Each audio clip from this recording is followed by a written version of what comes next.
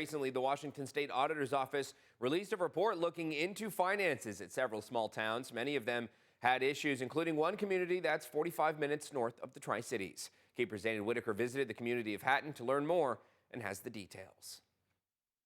Located in the southern part of rural Adams County, the town of Hatton only has a population of about 200 people, but that didn't stop the misappropriation of almost $80,000, including a missing piece of equipment worth around $30,000. I was the clerk, so in between myself and Jared, there was another girl that was there for like 3 months. Amanda Westfall is the former town clerk who sounded the alarm after she returned to help manage finances within the town. She didn't want to be directly on camera, but she did sit down with me to explain what happened.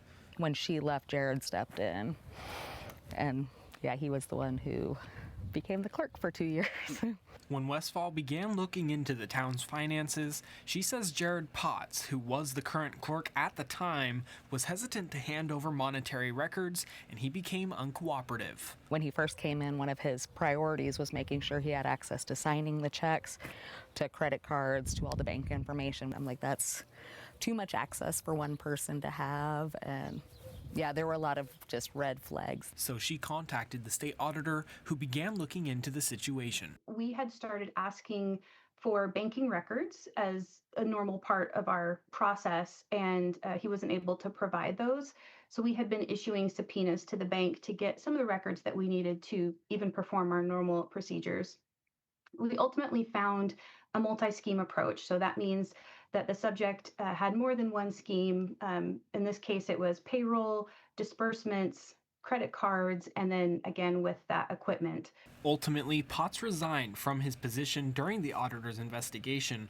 All in all, $72,119 were found to have been misappropriated, but another $144,000 in transactions were labeled by the auditor's office as questionable. The state auditor's office says that there still aren't adequate precautions in place to prevent this from happening again. Reporting in Hatton, David Whitaker, Action News. KEPR's David Whitaker, thank you. And the auditor has forwarded their findings to the Adams County Prosecutor's Office for review to determine if charges will be filed. We'll continue to follow the story and bring you more information as we get it.